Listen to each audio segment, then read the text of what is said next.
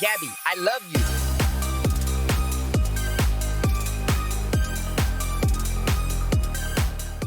Izzy James, oh my God, welcome to Interview with the Indies. Hey, thanks for having me.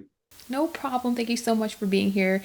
Thank you for your time. Because you've been a busy man. Yeah, just a little bit. You recently won the NWA Texas Championship. Congratulations. The new Texas Lone Star Championship. Congratulations. Lit Wrestling Nuck If You Buck Championship. Congratulations. Yeah. One half of the Inspire Victorious Tag Team Champions. Congratulations. How are you balancing all of this? With not enough hours in the day, honestly. I just this is all I do. Wrestling. Wrestling is my first love. It's been my first love since I was born, pretty much. It's all I've ever wanted to do, and to be able to rely completely on wrestling for everything that I need, whether that's, paying the bills, putting food in my on my plate. Uh, it feels so good. It feels like that I've accomplished something for myself, and I find a way. I find a way to balance it out. Other than making some videos on the side for some side money, this is all I do, and I'm absolutely ecstatic for the journey ahead. You call yourself the Gutter Snake. So, what exactly is Gutter Snake about you? So Guttersnake is most of the things that I relate my stuff to are music based because I'm a music kid. I was a musician growing up.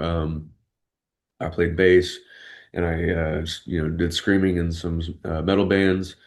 And there's a genre of punk kids called the gutter punks.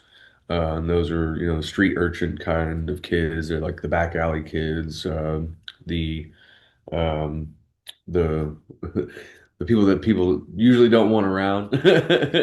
But the gutter punk scene really speaks to me as far as like their style and what um, they have going on for them. It's really cool aesthetic, and I grew up a punk rock kid. I grew up, all about that, and so I kind of took um, that style mixed with a song title from an artist named Honey Claus.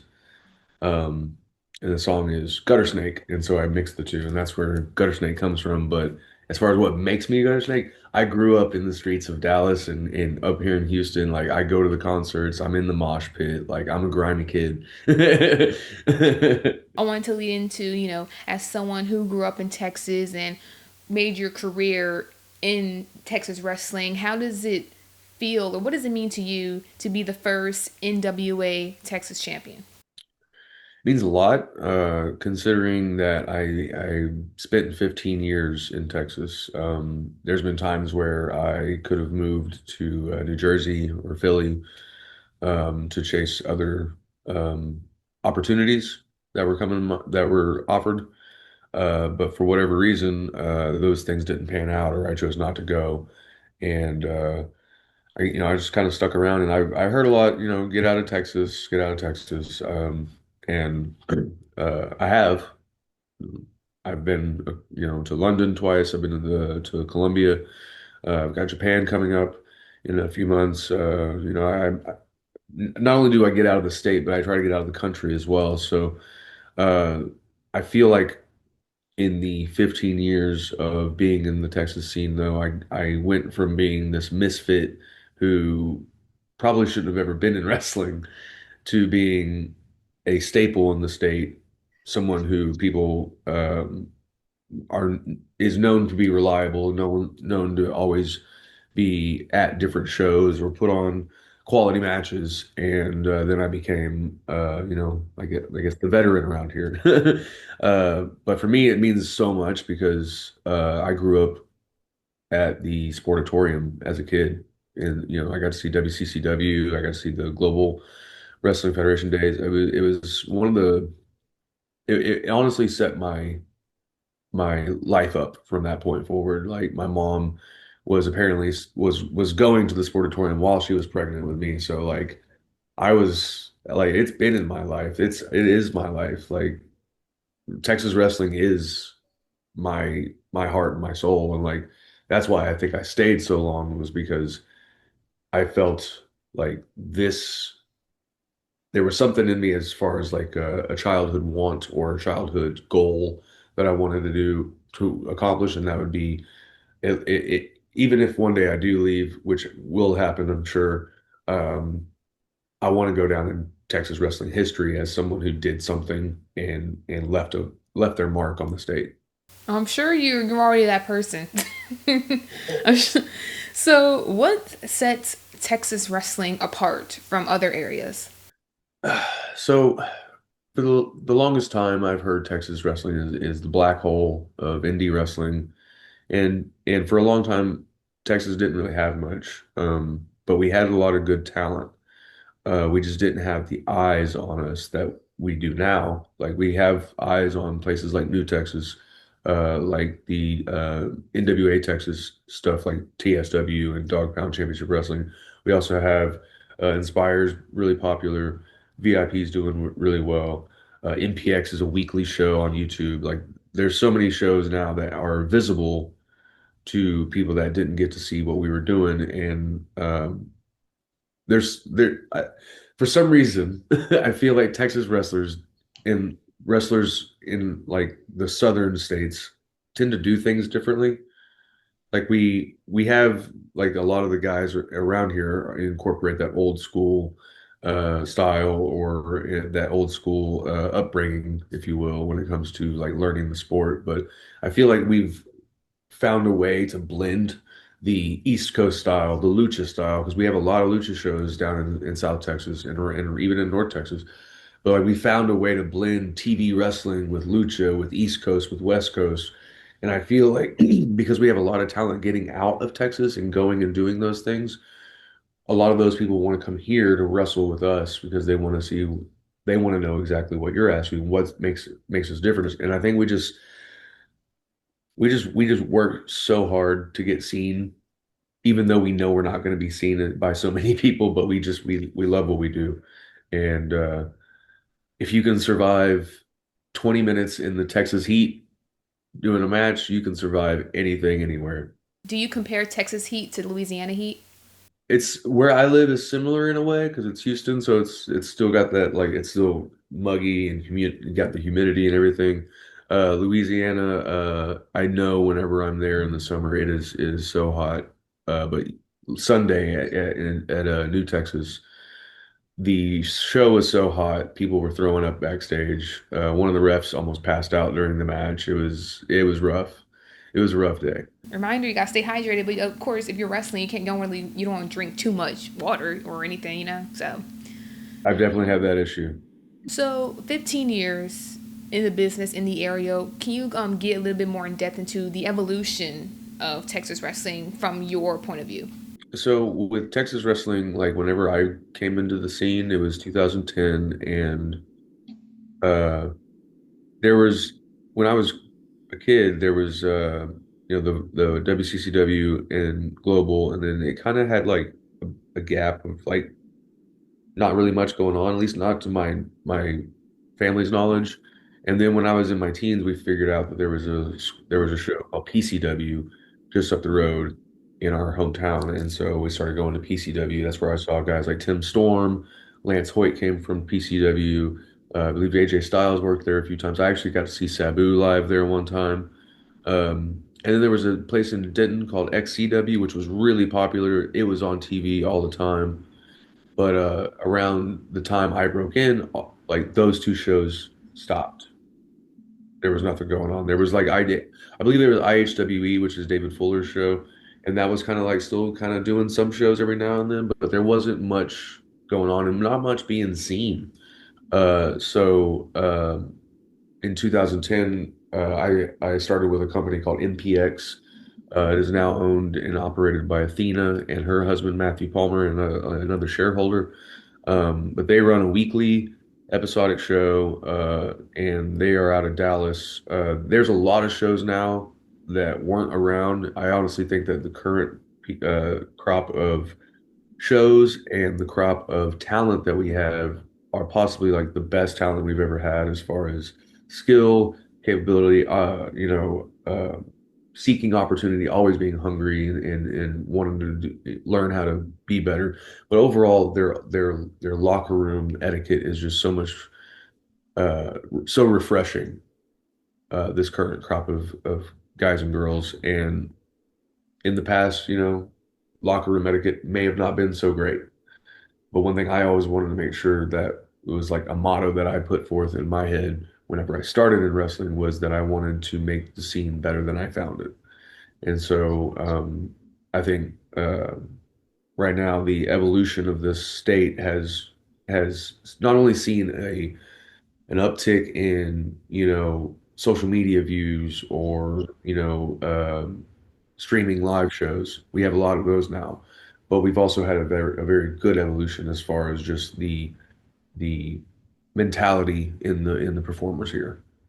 That's a lot. Oh my god. Well, I mean, it's crazy because I feel like 15 years is not a long time, but it is a long time for something to like shift into something completely different. So, It really is, and I've seen this state for like the last 15 years. I never took any time off. I've been consistent all the 15 years. I've taken like maybe a week or two, maybe a month. When my mom passed away, I took a month. That was the longest I've ever been out, other than like nagging little injuries. But I've seen it all, and I've seen so many shows come, and I've seen so many shows go, and like it's. I was actually thinking about this the other day. I was like, you really like get dumbfounded sometimes by the like you go, oh, I remember that guy. Whatever happened to that person? It was just like there's so many people that I've seen that had so much good potential and then they just disappeared. It's very strange how that works out, but I think this industry has a way of rewarding those who really stick it out. and just know we're constantly seeing people in positions that we want to be in. So it's like hard to fathom like, oh, this is going to take years for me to get to this point, but this took this person. You know, you compare. You can mess with your head, especially when you've been doing it as long as I have. And there's moments in time where you're going through stuff, and somebody who is you just heard about, and then you look them up, and they've only been wrestling for like a short amount of time, and they're on TV, and it's like good for them, great for their career, and they were in the right place for the right opportunity. But it does mess with your psyche as far as like, man, like what do I got to do? What do I keep, and like it feels like it's you're never gonna get your flowers. You're never gonna achieve that goal that you've always wanted to, whether that be wrestle in Japan or be signed to a major television company, whatever that may be. But sometimes it feels like it's never gonna come to you. And what advice do you have for the up and comers? Don't start the way I started. Don't start in a backyard trying to teach yourself with a group of guys that are all kind of trying to learn themselves. Find a reputable school with a reputable trainer. Somebody who's got a history in this business of success, and just trust the process is another one I would say. Like it sometimes it takes time, but everybody's journey is different. Mine's 15 years, but um, one thing I would say is something that Josh Alexander told me after I wrestled him in 2021 was that we were after we wrestled. He said, I didn't get signed and I didn't break out until I was 14 years in. So just keep doing what you're doing. I think you're on the right path." And that stuck with me. And in 20 last year in 2024, I was about to retire. I was like, you know what? It's been 14. I'm about to be done. Like if nothing cool happens, I'm done. And then I decided at some point within that time frame, I was like, I got to bet on myself, and I did, and it's been working out. So you just got to figure out where your heart lies and follow that. The first NWA Texas champion, what can fans or viewers expect to see from you? Man, you can see a lot of fights, a lot of thrills, a lot of chills. You can see me all over Texas in different locations: TSW, Dog Pound Championship Wrestling, New Texas Pro, Inspire Victorious, all those places we mentioned. But you can also check me out in different places. I'll be in Michigan in August. I'll be in Japan in September, hopefully September.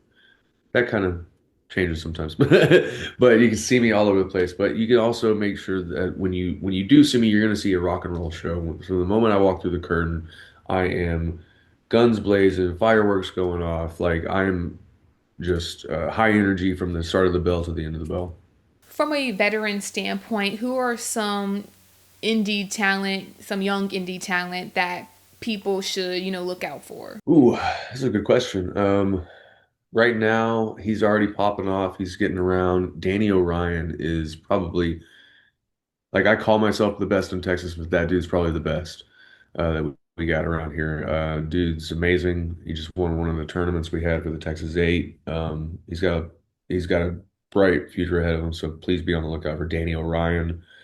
One of my favorite young guys in the scene right now is Dustin Nguyen, the Wind Dragon.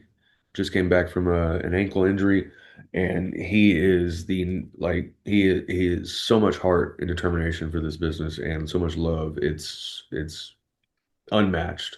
His character is so bright is so beautiful. So Dustin Nguyen, the Wind Dragon, Jack Calloway, the X Factor.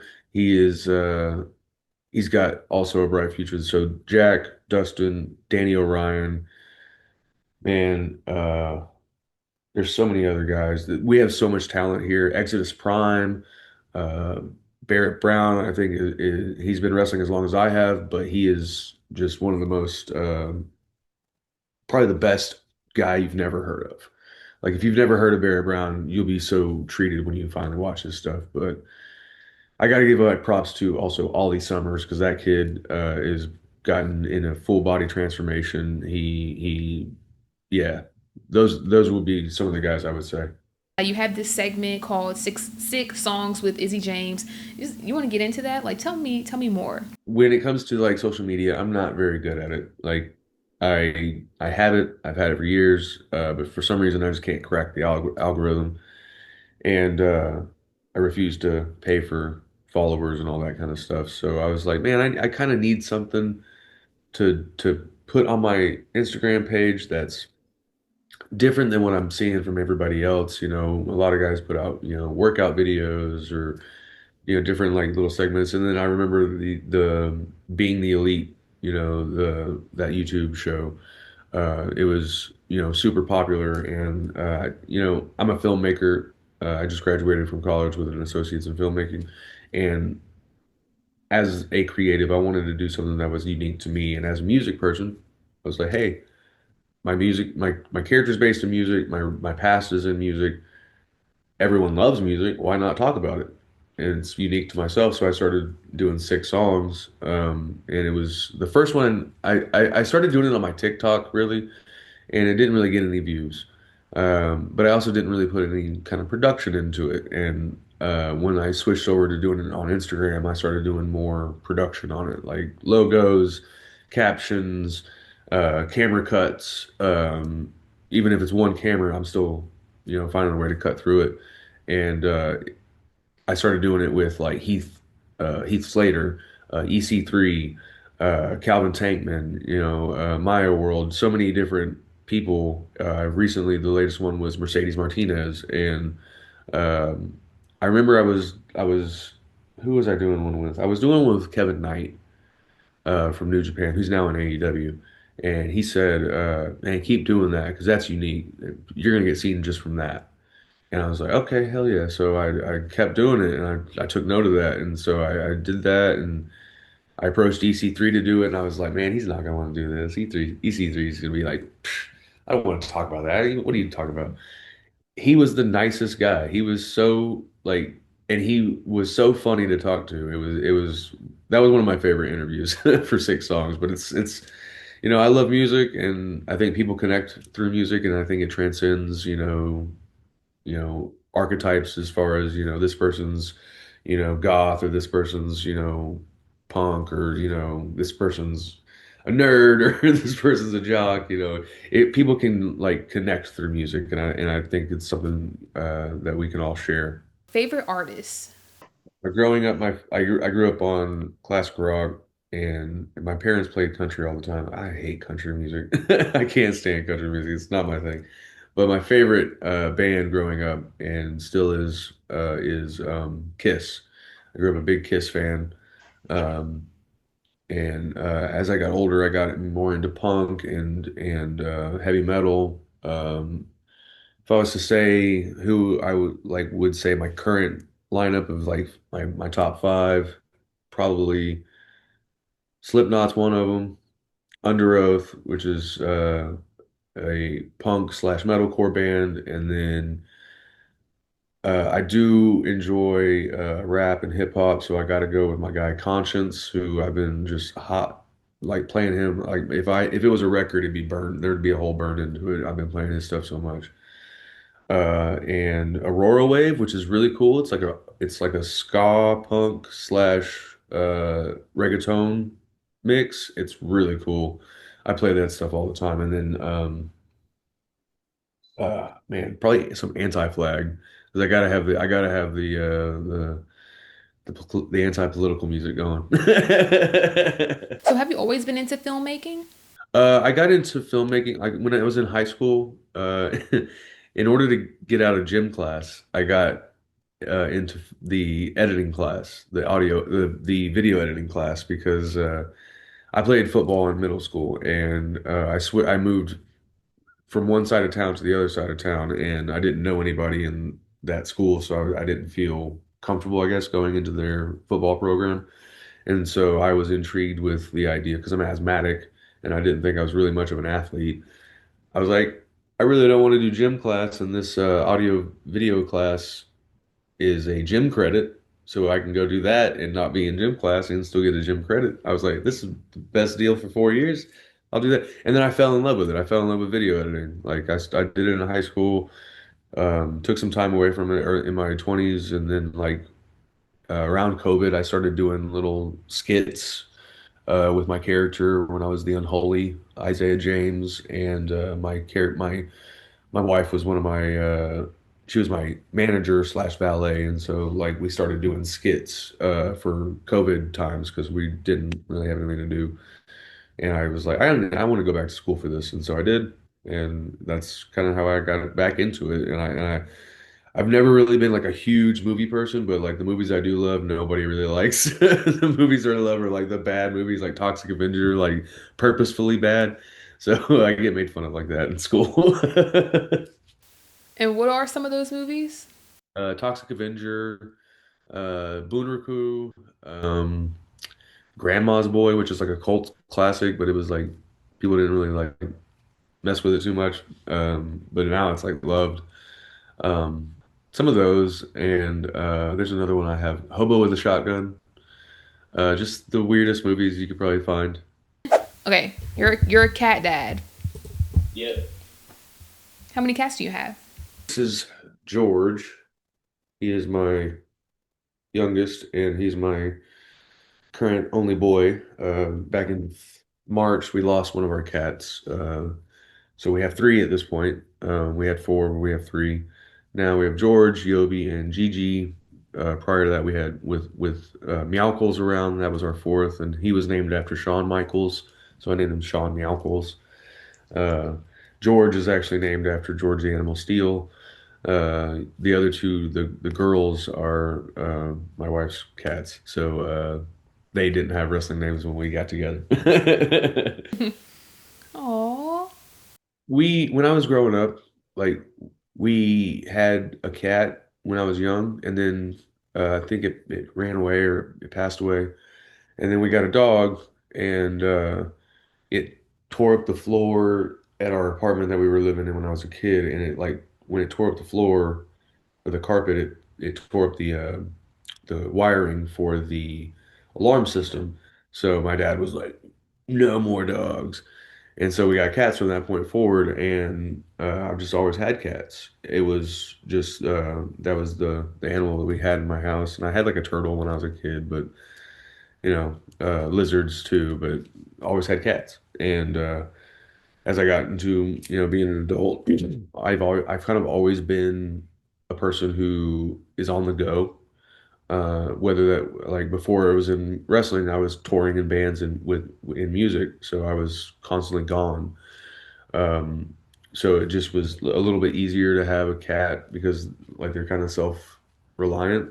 You know, you set up a litter box, we have like automatic feeders and automatic water, so they have all their needs taken care of, and you don't have to worry about taking them out for a walk as much.